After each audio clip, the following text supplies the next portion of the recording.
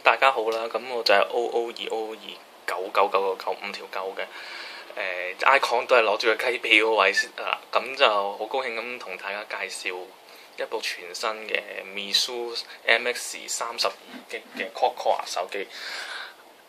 今日咧就本來係6月30號嘅凌晨，咁就本來就訂咗個師兄，今日朝頭早應該有得攞嘅，咁好景不常啦，咁就而家打緊8號波嘅。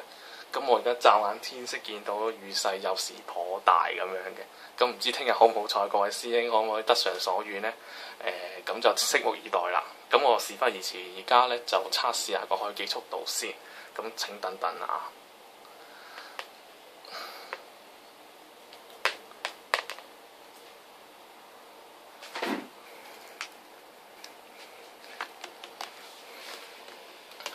咁左手邊嗰部呢，就係32GB嘅，右手邊嗰部呢，就係16GB嘅。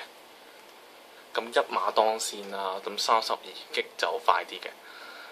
咁由於測試器材同埋就唔想觸到屋企人嘅，所以就你見到測試嘅場地就比較古怪啲嘅，就希望其他師兄唔好見怪啦。好啦，咁就繼續撈嘅。咁而家講翻下手感先啦。咁就其實部機咧，我覺得個手感都 OK 嘅，就似一種雲石嘅。無論你咁揸或者咁揸，你都唔會覺得係有線手嘅。咁個質料都 OK 硬嘅，就唔會容易刮花。咁佢就送套啦，唔係送個殼啦。咁個殼大家就注意啦。咁個殼就連埋個閃光燈嘅，係啦。咁就唔係入戀可以用到嘅。咁就大家睇翻啦。而家開好機啦，咁我主要都係測試翻32GB嘅，咁我放低咗16GB先。好啦，咁大家所見啦，咁呢個就係 Meizu 成日提及嘅 FamiOS 嘅界面嘅。咁其實拉落嚟呢，就可以睇到佢嗰啲開 WiFi 啊、data 啊、藍牙嗰啲嘅。咁佢就唔同其他手機嘅比較上，好多時啲 icon 呢，都會喺時間嗰邊排嘅，咁佢就特別啲嘅，就唔中意咁嘅，佢中意就拉落嚟先同你講嘅，就用一個有 icon 嘅時候，仲有個4格嘅，好似4葉草咁樣嘢嘅。咁你撳住個選單鍵耐啲呢，就會開咗嗰個類似工作管理員咁嘅嘢嘅。因為平時嘅機呢，就係撳住個 home button 撳耐啲就會彈出嚟嘅，咁佢就特別啲啦。咁可以播歌同埋可以delete咁啲嘢，咁快速delete都可以咁樣撳嘅，咁樣delete晒，係啦。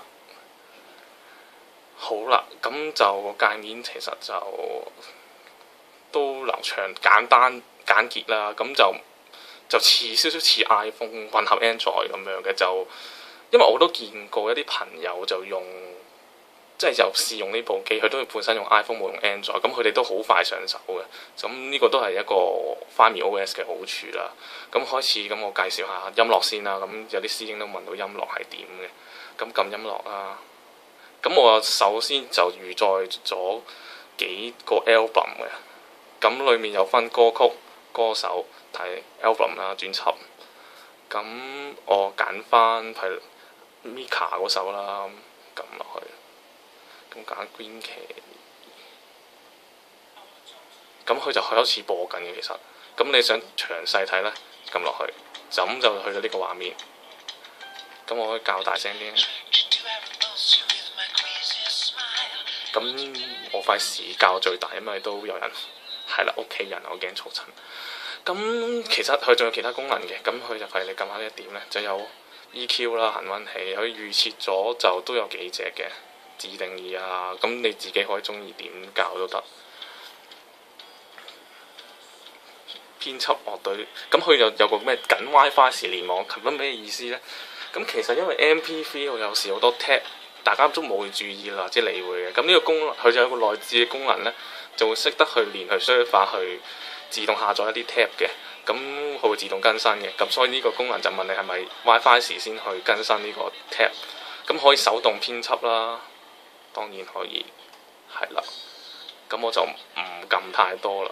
咁定時停止播放呢個功能呢，其實我諗應該 for 一啲人會瞓覺聽歌用嘅。咁就撳落去就會問幾多放幾多點啦，係啦，咁就你預計幾點瞓覺咁樣就用翻嘅。咁呢個都幾獨特嘅呢個功能，我覺得就咁其他嗰啲循環播放啊嗰啲都係咁啦。咁就暫停住先啦。好，咁我諗其他師兄都比較關注嘅就係系統功能有啲咩設定。咁我試下撳系統設定先。咁佢有好多隻啦。咁首先我由頭開始介紹落嚟先。咁啊，個性化先嘅。個性化係咩呢？咁佢有別頭先嘅一般嘅手機啦。咁佢就 widget 咧就係呢度撳出嚟嘅，撳小個 widget。咁佢就彈咗個界面出嚟啦。咁啊，校翻你想要嘅 widget。譬如我想要個備忘錄嘅，就拉落去。就會放喺度，係啦。咁佢嘅桌面呢，就多咗個 widget 啦。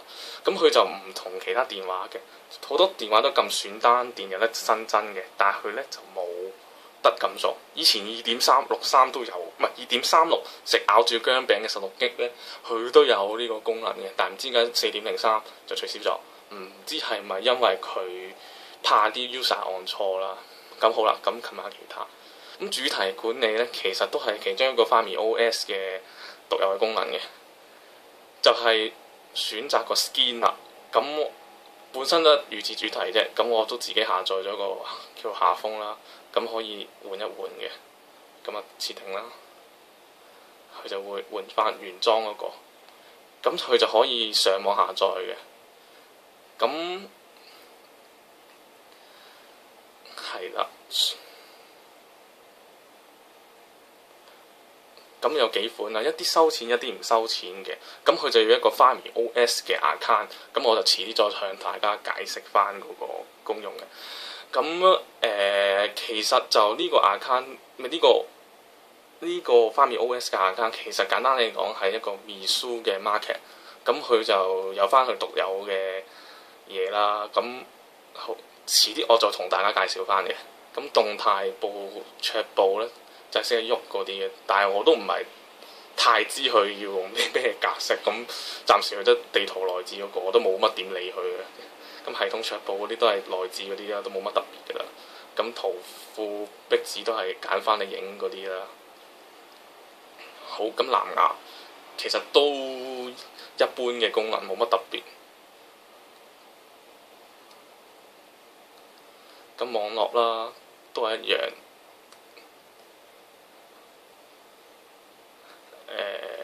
唔記得同大家介紹 WiFi 都係咁樣啦，都冇乜特別。咁介紹翻網絡，咁網絡以體用資料就代表係咪用 3G data 呢？咁限制流量，咁佢就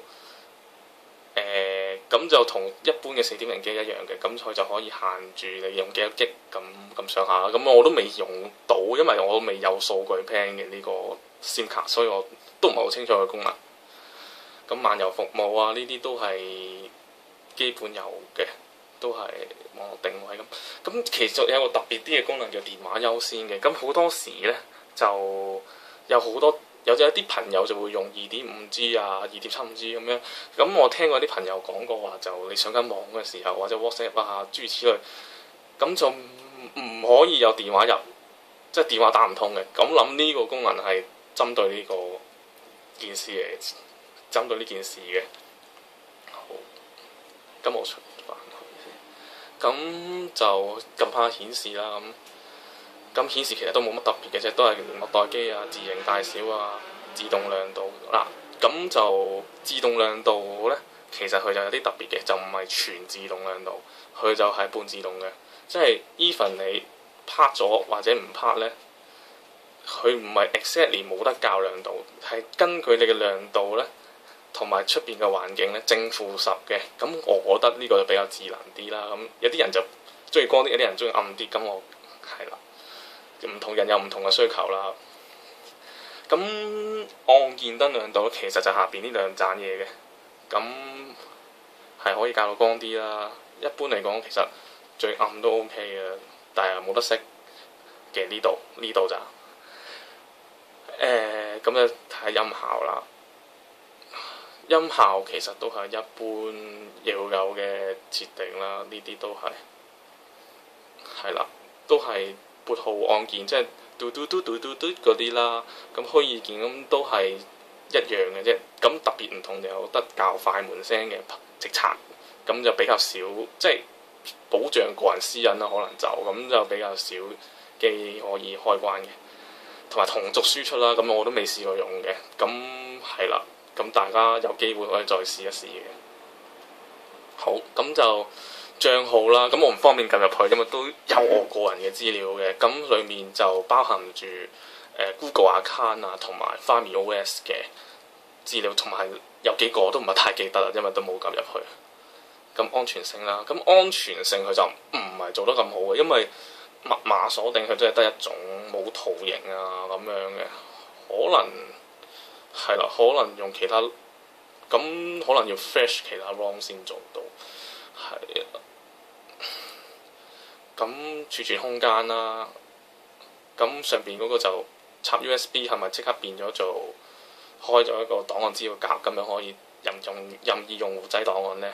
咁佢裏面咧都 show 翻有幾多 G 容量嘅。咁佢就唔似其他 Samsung 機咁樣有 ROM 嘅。有啲師兄提問過啊，咁佢就冇 ROM 嘅。咁你中意裝乜嘢都係冚唪唥喺晒度嘅，就應該唔會有一個容量 ROM 嘅限制嘅。所以 Apps to SD 都唔使太大功用嘅。語言及鍵盤啦，咁語言其實都係3種嘅，繁中簡英啫，都唔係太多啫。咁區域啦，其實都冇乜太大所謂。咁鍵盤啦，咁原裝鍵盤咧就有，如果講繁體啦，咁我諗大家都係嚟得香港買都係繁體㗎啦。咁就得筆畫同手寫嘅啫。其實手寫嗰方面咧，我覺得就 OK 嘅，因為我爹哋用手寫，佢都唔太大問題嘅。咁我都因為都唔測試啊，手寫嗰啲都。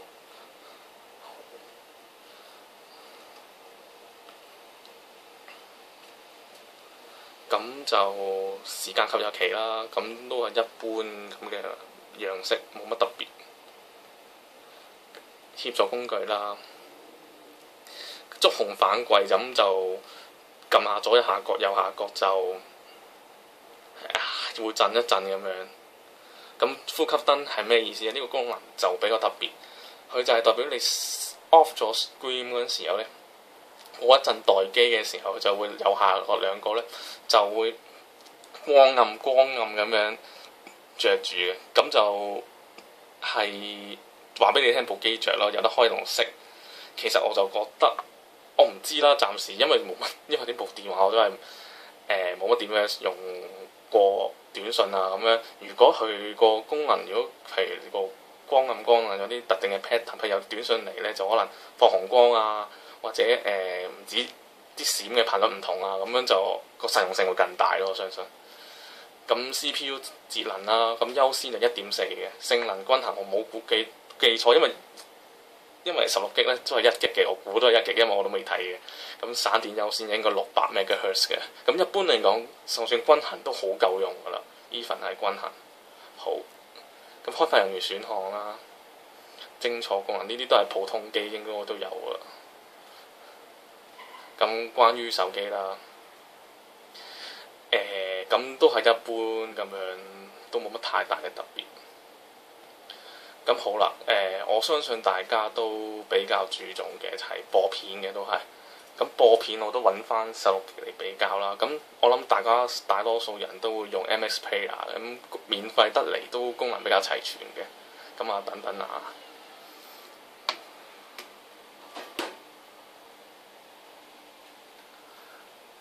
咁就對比下舊嗰個流暢度。咁我就試下。就性能全開先啦，咁就因為咁就發揮佢最大效能。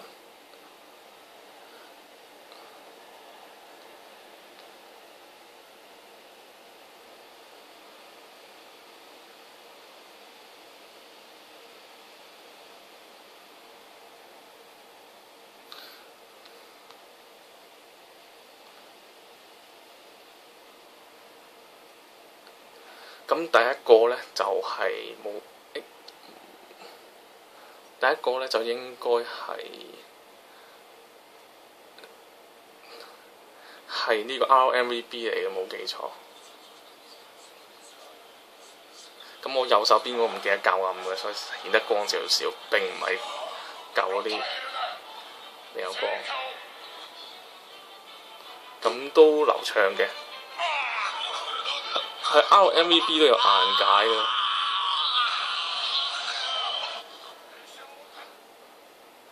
好啦，咁就輪到第二個，咁就係720嘅 MKV， 應該 X284好似係嘛？唔記得咗。好啦。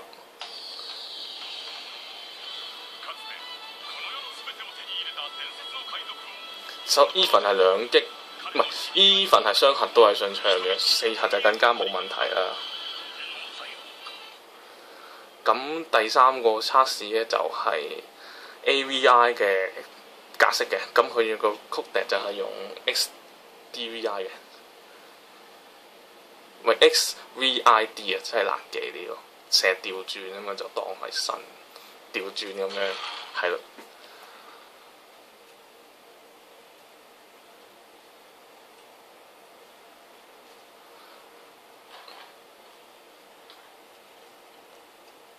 我唔知點解佢反而用呢個用硬解係有唔沉少少咁就叻嘅四核嗰部，唔係好覺眼，但係佢嘅雙核嗰個就都係差唔多咁嘅狀況，係好輕微嘅，唔知係咪因為反而軟解我發覺係順啲嘅呢個。係啊，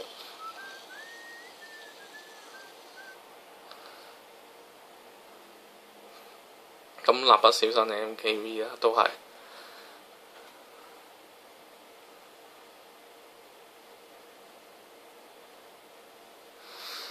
咁大部分測試過都係順暢嘅，冇咩窒啊！我全部片源都係盡量都用720嘅，全部都係。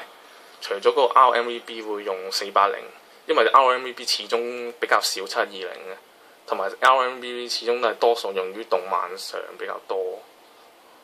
咁我 source code 啦，呢個就係用 MVK 嘅1080p 嘅，咁就比較 heavy 啦。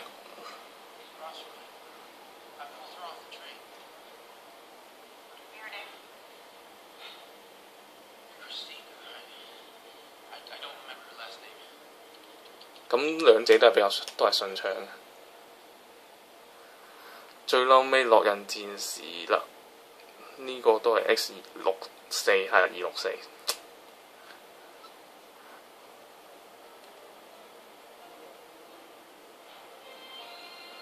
其實 even 兩核雙核都播呢啲都係冇難度啊，所以更何況四核機呢咁。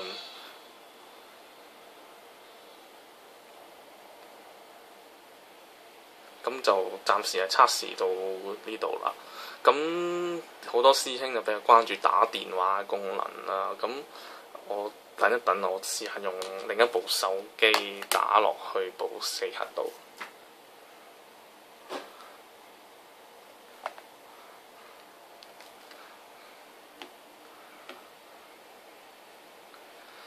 咁其實佢嘅功能都幾特別嘅個功能，咁我等陣再同大家介紹啦。咁我而家就打電話俾自己先係。好，咁我自己係用SmartTone Modiphone。好啦，咁就開始咗通話啦。咁佢有幾個模式嘅。首先佢呢度呢就有個叫做錄音嘅，呢個係。咁中間就暫停啦，右手邊左手邊就係三拉嗰啲諸如此類啦 ，speaker 啊，加係啦三拉呢啲啊，mute 咗佢啊。咁其實有個特別啲嘅功能呢，就係呢個嘅 number pad。咁好多時有啲朋友咧就會問人攞電話咁樣嘅，咁有時攞電話之餘咧，你就離開個電話之後就即刻想揾啲嘢記低啦。咁好多時都係直接打上個 number pad 嘅，但係有好多電話就唔知點解唔係傻嘅，即係比較冇咁人性化啦。咁就好多時咧就打完個 number pad 收完線之後咧，佢連個 number pad 咧就會冇晒嘅 reset 咗咯，就翻去主畫面。咁呢個功能咧就可以就算收咗線咧，都可以保持喺個 number pad 嗰度，係啦，保持啲 number 喺個 number pad 度。咁我試下啦，1、2、3、4、5、6，咁我收咗人哋線啦喎。咁佢有1、2、3、4、5嘅，咁就可以幫助咁個 user 可以唔會唔記得咗個電話啦。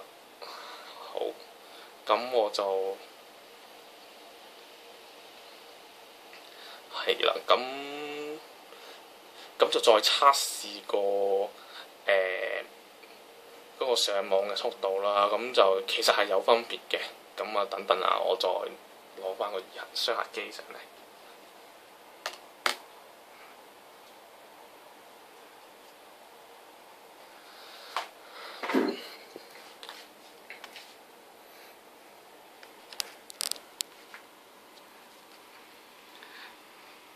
咁就可能左手邊個仍然係32GB啦，咁可能會操作比較慢嘅，因為始終單手操作啦。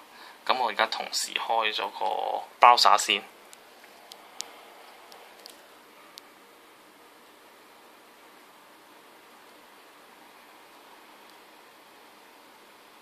係啦，其實一睇得出雅虎嗰把，咁就去一啲比較複雜嘅網，左手邊嗰個比較快啦。咁去一啲比較複雜嘅網，咁譬如雅虎嘅團購網站啦，就比較多圖嘅。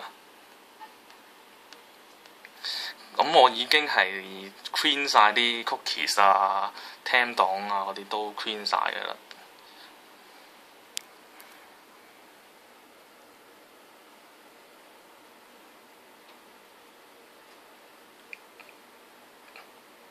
就難撳啲啊，唔好意思啊咁。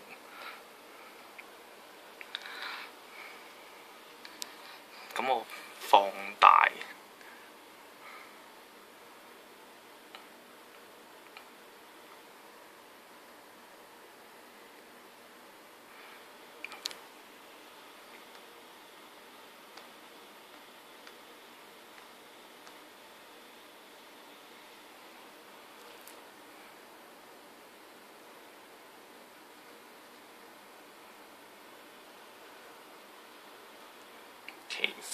其實就仲未撈完嘅雙核。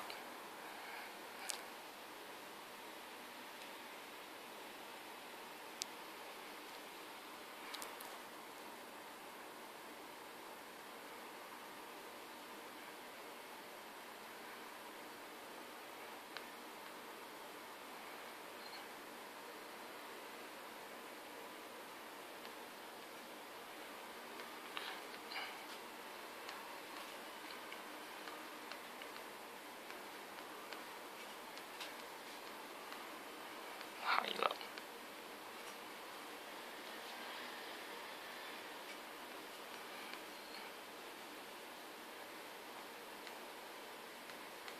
咁就試下 scoring 啦。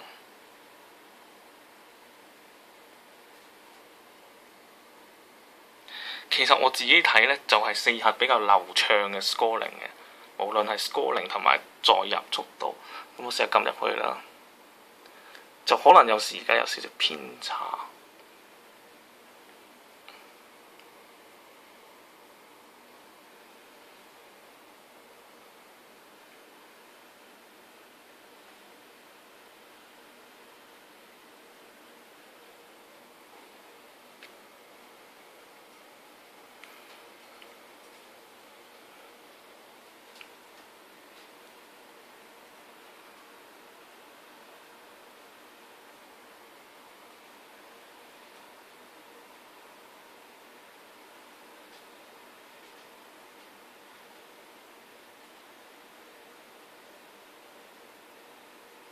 其實 scoring 速度肯定係4核比較順暢嘅，咁好難影片可能都仲未好 show 到嗰種細微嗰種手感就好似啲人話 FPS 60同30嗰種感覺，但係真係有嘅，實際上就咁啊。再入速度其實係個4核就係比較快少少嘅，其實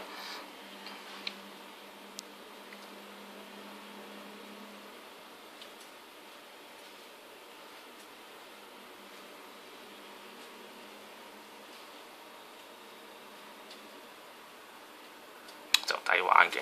咁我呢個測試就純粹係俾個 information 俾大家啦。咁大家覺得 OK 嘅，唔 OK 嘅都冇所謂。大家覺得佢係垃圾嘅，咁我就覺得冇所謂嘅。大家各有各睇法，或者人哋可以覺得個 mon 係細 OK 或者大，咁唔同人有唔同嘅口味。咁其實個測試差唔多咁上下啦，咁就多謝大家收睇。